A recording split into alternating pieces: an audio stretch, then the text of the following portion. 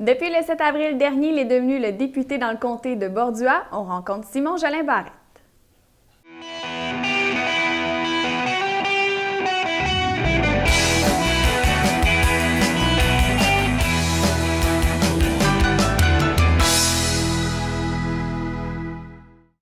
Il s'implique bien sûr dans la communauté de la vallée du Richelieu depuis qu'il occupe le poste de député de Bordua. Simon Jolin-Barrette, bienvenue à l'émission. Bonjour Mme Gaudreault. Alors, on va revenir un peu sur les événements du 7 avril, puisque vous avez défait, en fait, le ministre Pierre Duchesne. Et est-ce que vous avez rappelé encore de cette soirée-là? Est-ce que c'est encore frais dans votre mémoire? Bien, tout à fait. C'est une soirée mémorable pour moi sur le plan personnel. Et aussi, pour la Coalition Avenir Québec, c'est une avancée majeure qu'on a fait dans la circonscription, dans la région aussi. Les candidats de la coalition ont remporté 5 circonscriptions sur la Rive-Sud de Montréal: Montarville, Bordua, Chambly, Saint-Hyacinthe, Johnson également. Donc, la carte politique a véritablement changé dû au désir de changement des gens. Et puis, je pense que la Coalition Avenir Québec, c'est vraiment une formation politique qui est à l'écoute de la population, puis surtout qui priorise des éléments qui sont près des gens. On a vraiment un discours de responsabilité financière, de saine administration des fonds publics. Donc, c'est des dossiers qui nous sont chers puis qu'on défend pour les contribuables québécois. Quand on sait qu'ici, dans le comté, c'était surtout le Parti québécois depuis plusieurs années, est-ce que ça vous faisait peur au début? Vous étiez confiant qu'on allait changer pour la Coalition Avenir Québec? Bien, en fait, je vais être honnête avec vous, c'était un comté qui était traditionnellement du Parti québécois, en fait, depuis 38 ans, depuis 1976. À l'époque, le comté était un peu différent.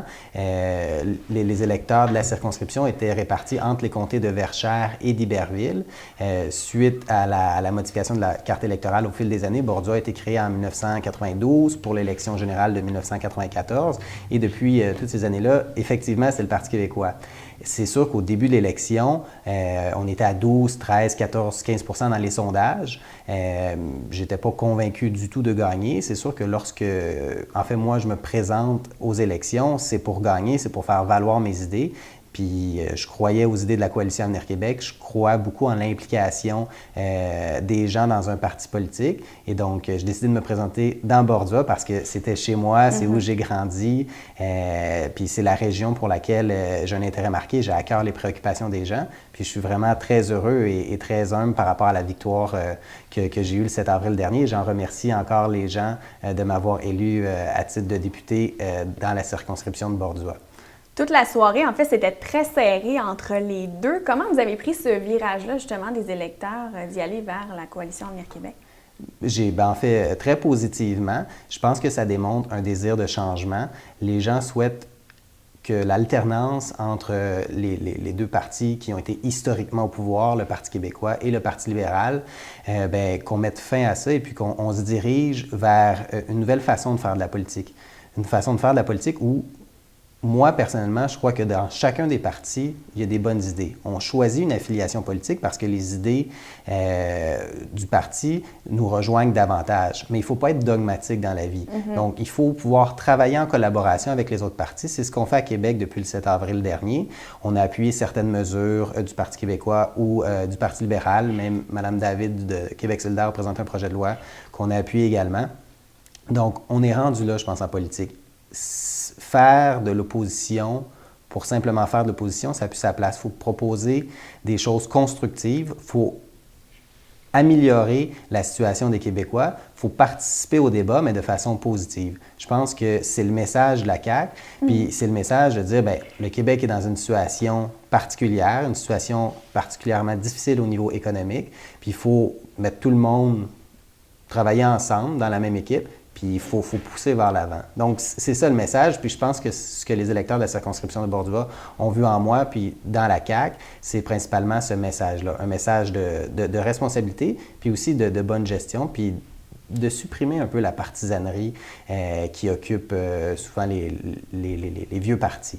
Est-ce que vous y avez adhéré dès le départ à la Coalition Avenir Québec? Oui, effectivement. C'était vos idées dès le départ? Oui, en fait, moi, j'ai toujours été quelqu'un de très politisé. J'ai toujours suivi la politique avec un grand intérêt à l'époque où j'étais au secondaire, au cégep, à l'université, mais il n'y a aucun des partis politiques provinciaux qui répondait à mes attentes. Il y a un autre élément aussi qui me choquait beaucoup en politique, c'était le gaspillage de fonds publics, la corruption, la collusion, et puis, bien sûr, la question constitutionnelle. On se déchire depuis tant d'années sur le statut politique du Québec. Et puis, quand M. Legault est arrivé avec l'idée du mouvement, donc pour la coalition Avenir Québec, donc à l'époque, en 2011, ce n'était même pas un parti politique. C'est plutôt un mouvement. M. Legault a fait la tournée des régions du Québec pour dire pourquoi les fédéralistes et les souverainistes ne travailleraient pas ensemble dans un parti pour s'attaquer aux priorités de l'État québécois, les finances publiques, le système d'éducation, la santé. Donc, sur ces 3 éléments-là, pour assurer la pérennité de nos services sociaux, c'est important qu'on redresse les finances du Québec. Puis ce message-là était porteur pour moi. C'est pour ça que j'ai décidé d'adhérer à la Coalition Avenir Québec avant même la fondation du parti, pour dire il y a de la place pour les jeunes dans ce parti-là, il y a des nouvelles idées. Nous, ce qu'on propose, c'est oui, développer l'économie, mais développer l'économie dans une logique aussi, une logique de développement durable. Donc, moi, j'adhère au principe de développement économique durable. Donc, c'est une alliance entre les deux. Puis, lorsqu'on fait du développement, souvent, on a tendance à penser à courte vue. Ce qu'il faut faire, c'est regarder pour les générations futures aussi, comment est-ce qu'on peut faire un développement économique responsable. Donc, c'est des idées à la Coalition Avenir Québec qui sont venues me chercher puis qui m'ont dit « je veux m'impliquer », d'autant plus que M. Legault est revenu en politique véritablement pour léguer, et puis il dit candidement, pour ces garçons qui sont dans la vingtaine, il dit, moi je reviens en politique parce que je veux laisser le Québec dans une meilleure situation, puis je crois beaucoup qu'en s'impliquant politiquement, on peut arriver à nos fins, puis améliorer la situation québécoise. Et avant d'être député, vous avez été dans le métier comme avocat au service juridique de Montréal. Est-ce que vous pensiez un jour vous rendre à être député, aller en politique, ou vraiment votre objectif au début, c'était plus d'être avocat? En fait, comme je vous l'ai dit, j'ai toujours été intéressé par la chose publique, la chose politique. Je vous dirais que dès le secondaire, le cégep, l'université, les questions politiques m'intéressaient grandement. Donc, éventuellement, c'est sûr que je pensais un jour à la politique.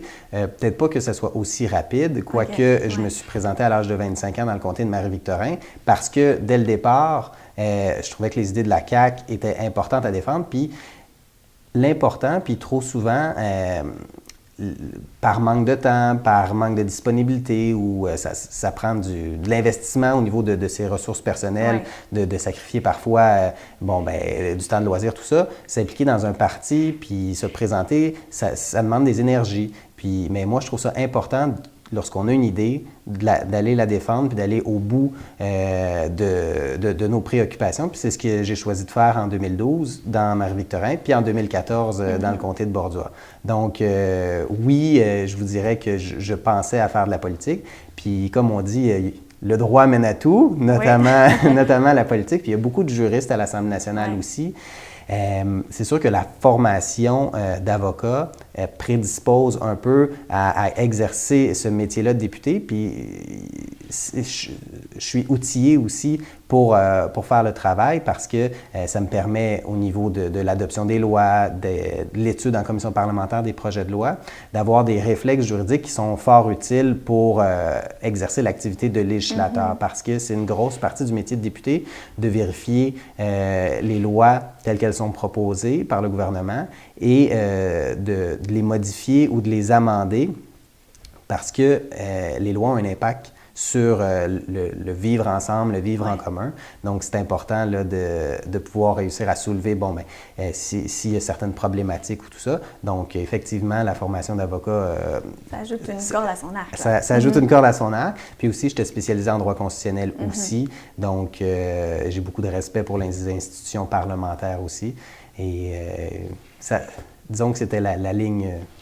conductrice là, pour... Exactement. Et vous le disiez que c'est de l'investissement, être en politique, être député. Est-ce que vous avez eu l'appui de vos proches dès le départ lorsque vous avez décidé de vous lancer en politique? Ah, tout à fait, tout à fait. Et puis, je pense que sur le plan personnel, on entend toujours dire les gens qui sont en politique, ça demande beaucoup de temps, je remercie la famille. J'entendais les politiciens dire ça. Ouais. Et puis, je peux confirmer que c'est le cas. Donc, les remerciements sont vrais. Sont véridiques et profonds, on peut Ouais. comprendre. On est amené à être la moitié du temps à l'extérieur de la Ouais. maison, à être à Québec. Et puis, ici même, dans le comté aussi, dans ma fonction de député, je suis sollicité pour m'occuper de dossiers, d'aller dans des événements, pour aller faire de la représentation. Donc, c'est sûr que ça demande beaucoup de temps, mais moi, je suis très heureux de rencontrer les gens. Puis, c'était important pour moi aussi de revenir dans le comté où j'ai grandi, puis de redéménager ici parce que il faut être près des gens, il faut être disponible, il faut être accessible. Puis, surtout, les gens s'attendent à ça, s'attendent à un service de la part du député. Puis, pour moi, c'est bien important d'être le plus disponible possible. Alors, on va s'arrêter pour une courte pause et au retour, bien sûr, on va parler entre autres de votre rentrée parlementaire et de vos projets à venir dans le comté. Alors, restez là.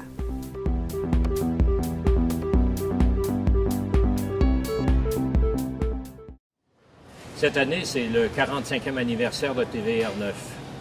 Depuis 45 ans, en effet, TVR 9 nous renseigne, nous informe. Je voudrais donc souhaiter à tous les artisans, tous les bénévoles, tous les administrateurs de TVR 9 un autre 45 ans à nous informer, une information à notre intérêt et à notre besoin. Bonne fête.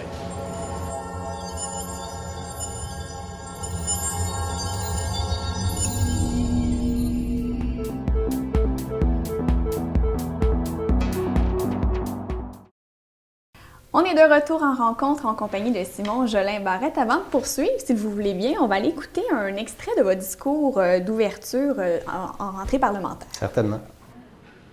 Je profite d'ailleurs de cette occasion pour les remercier d'avoir fait preuve d'audace et de courage en choisissant de faire confiance à la coalition Avenir Québec et d'avoir fait le choix d'un vrai changement. En effet, les électeurs de la Montérégie ont exprimé en bloc le désir d'un véritable changement. Vous avez remercié les électeurs d'avoir fait preuve d'audace et de courage à votre élection et on en a parlé un peu plus tôt que ça a changé. Bien sûr, ça a pris un autre virage dans le comté de Bordua. Mais qu'est-ce que vous voulez dire par audace et courage de la part des électeurs? Mais en fait, je vous dirais, je pourrais comparer ça, si je fais une métaphore, aux vieilles pantoufles. On est habitués, les gens étaient habitués avec le Parti québécois ici, ça faisait 38 ans, mais lorsqu'on décide de changer, c'est un peu déstabilisant, mais je pense que les électeurs ont fait le bon choix en choisissant la coalition Avenir Québec parce qu'on propose des idées novatrices, des idées pour améliorer la situation du Québec, notamment sur le plan financier. Donc, faire preuve d'audace aussi, c'est de choisir un député. Moi, j'ai 27 ans, je débute dans la vie, et puis les gens auraient pu choisir de faire confiance à quelqu'un qui est plus âgé, mais c'est notamment un beau signe d'encouragement pour la jeunesse québécoise que les électeurs de la circonscription de Bordua ont fait en choisissant un député de mon âge qui amène des idées aussi où ça peut réconcilier les générations, les plus jeunes, les plus âgés, parce que vous savez, on a un déficit démocratique aussi à l'Assemblée nationale de la génération 18-35 ans. Puis moi, je crois véritablement que dans un Parlement, ça prend des représentants élus de tous les groupes d'âge, parce que la société, elle est composée de différents membres de différentes tranches d'âge. Donc, lorsque vous avez un point de vue à 27 ans, il est différent d'un point de vue à 45 et à 70 ans, supposons, et le travail en commun de tous ces individus-là, bien, ça permet d'arriver à un consensus social et d'orienter la société comme on veut qu'elle le soit. Donc, vous pensez que dans notre comté, étant donné que vous êtes plus jeune, que ça va peut-être aider les jeunes justement à vouloir plus voter, s'impliquer en politique? Est-ce que vous croyez que ça va apporter ça? Bien, je le souhaite ardemment que les jeunes s'impliquent en politique. Parfois, moi, ce que j'entends, c'est que les jeunes ne se reconnaissent pas nécessairement en nos politiciens. Donc, peut-être si je peux aider, parce que je suis plus jeune, à ce que les gens de cette génération-là adhèrent à des formations politiques, tant mieux. C'est important aussi de dire que peu importe la formation politique, moi je représente la coalition Avenir Québec, mais si je vois des jeunes impliqués avec les libéraux, avec le Parti québécois, avec Québec solidaire ou avec n'importe quel autre parti, mais je trouve ça encourageant parce que c'est en s'impliquant par le biais des véhicules politiques qu'on peut réussir à changer les politiques publiques ou à les améliorer. Donc, l'engagement politique, l'engagement public, l'investissement en temps doit être favorisé. Puis on doit dire aux gens qui s'impliquent, bien, allez-y, ce sont les bons forums pour faire avancer le Québec. on a remarqué souvent que les gens maintenant s'impliquent dans des organisations civiles autres.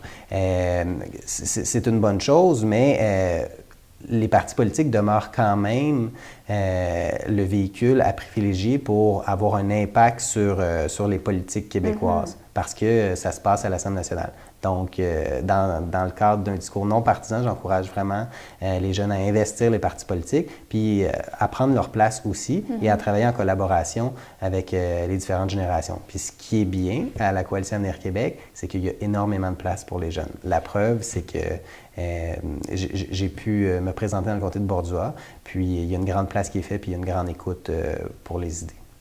Et maintenant, on va aller voir un extrait, en fait, de votre assermentation du 22 avril dernier. Alors, on écoute ça à l'instant. Je, Simon Jolin Barrette, jure que je serai fidèle et porterai vraie allégeance à Sa Majesté la Reine Élisabeth II. Je suis désolé.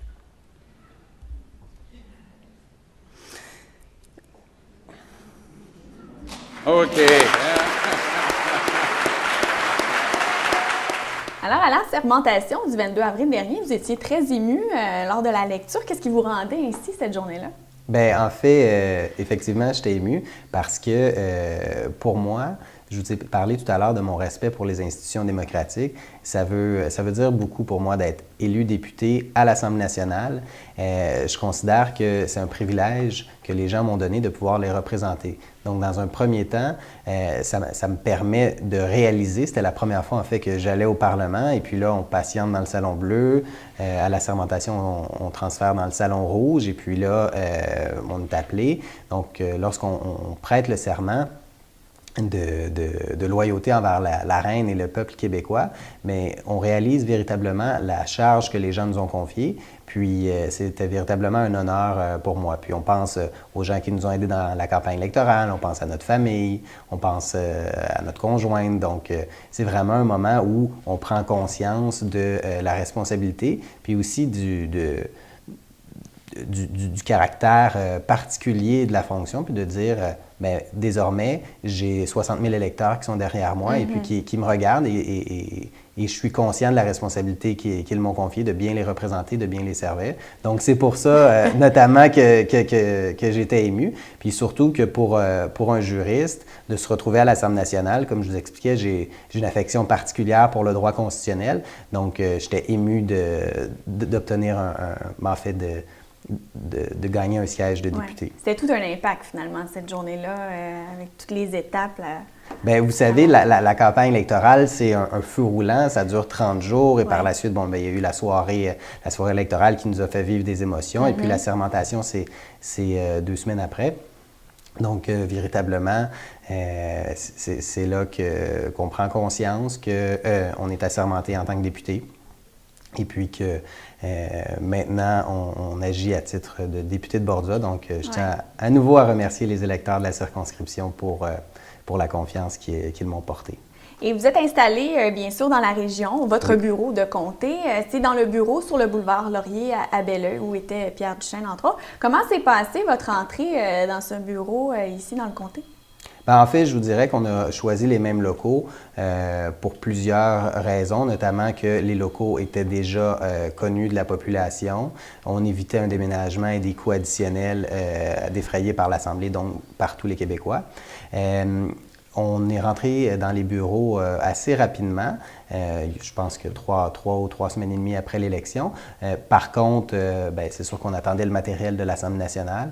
On aurait aimé ça être plus fonctionnel plus rapidement. Il y a eu certains délais. Au niveau des dossiers, bien, M. Duchesne m'a laissé certains dossiers au niveau des municipalités, au niveau des organismes communautaires. Je l'en remercie de cela. Malheureusement, les dossiers citoyens ont été supprimés.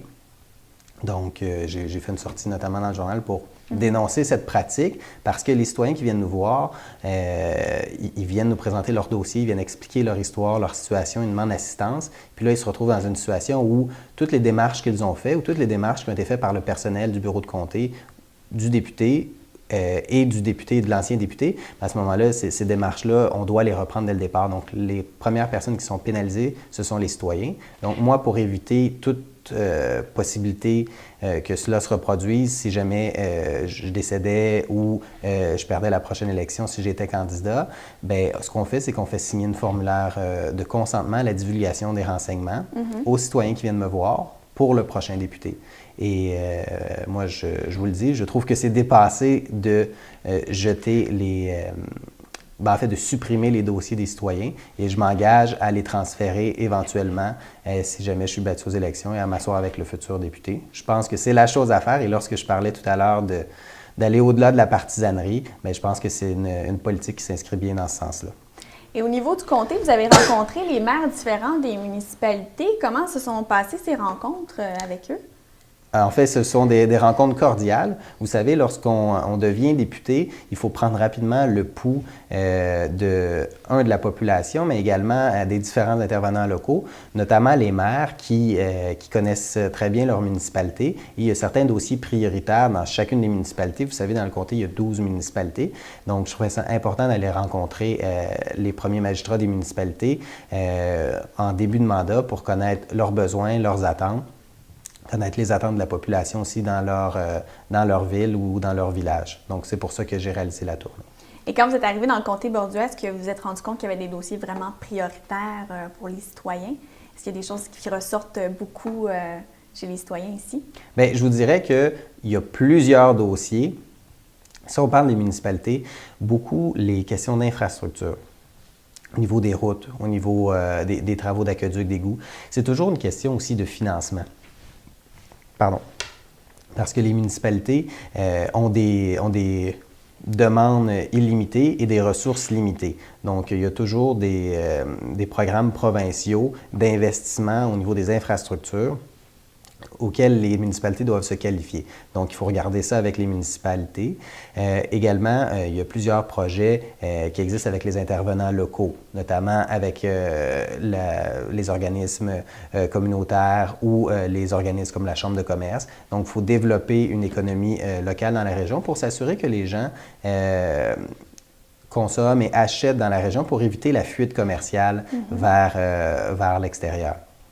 Et récemment, il y a quelques jours, vous avez affirmé qu'une nouvelle école primaire est requise à Mont-Saint-Hilaire. Quel est votre point de vue là-dessus, en fait? Bien, effectivement, en raison du nombre de l'augmentation élevée au niveau démographique de la population à Mont-Saint-Hilaire, ça devient primordial de construire une nouvelle école à Saint-Hilaire parce que les écoles de la Pommeraye, au fil de l'eau et puis de l'aquarelle, sont à pleine capacité. Il y a des enfants qui sont déplacés vers d'autres écoles, que ce soit à Belleuil ou à Saint-Jean-Baptiste, et les écoles sont à pleine capacité. Donc, pour assurer un développement sain pour la ville de Mont-Saint-Hilaire, et pour les enfants, parce que ce qui arrive, c'est qu'ils doivent voyager loin de leur domicile.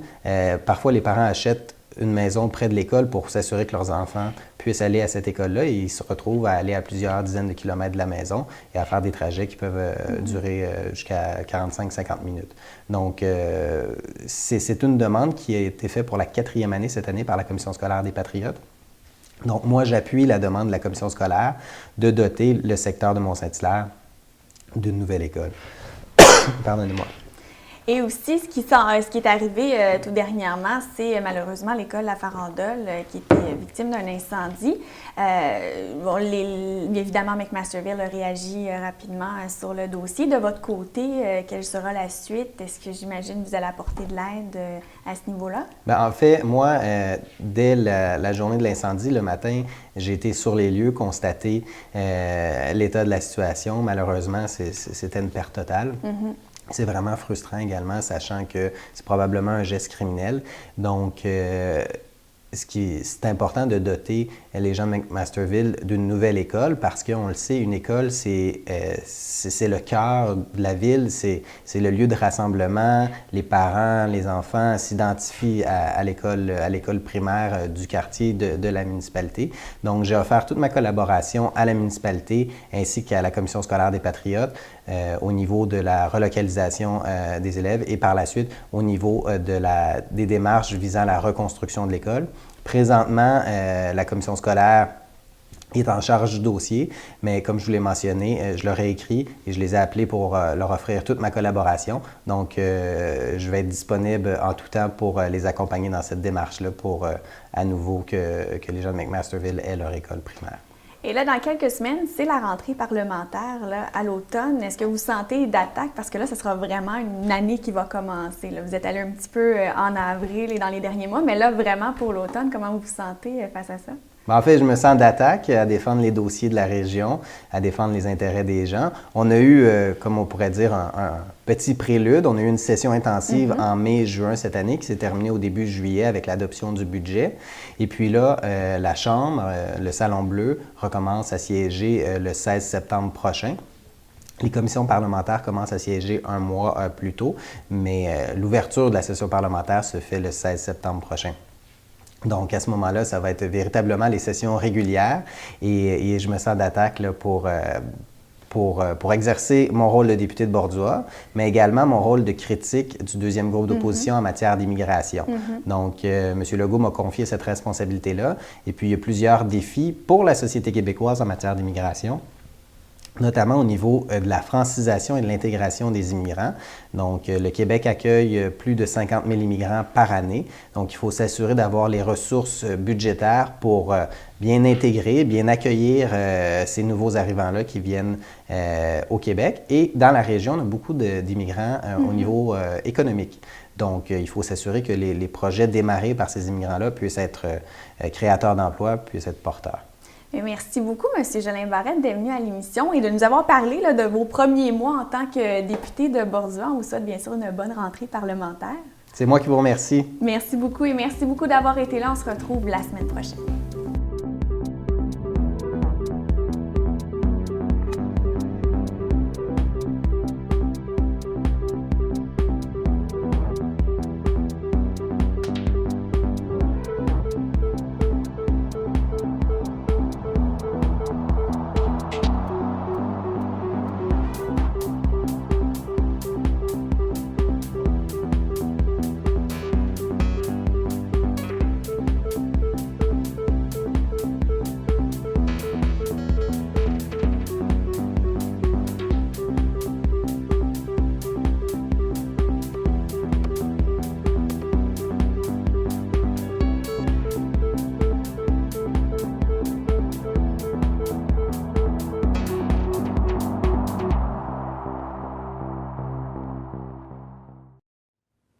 Bonjour, je suis Isabelle Gall, je suis une auteure de la Montérégie. À l'occasion du 45e anniversaire de TVR 9, je tiens à leur souhaiter un bon anniversaire. Puis surtout, je les remercie de faire rayonner les gens d'ici, les auteurs, les artistes, les gens du politique, pour que nos voix soient entendues et connues. Donc, merci.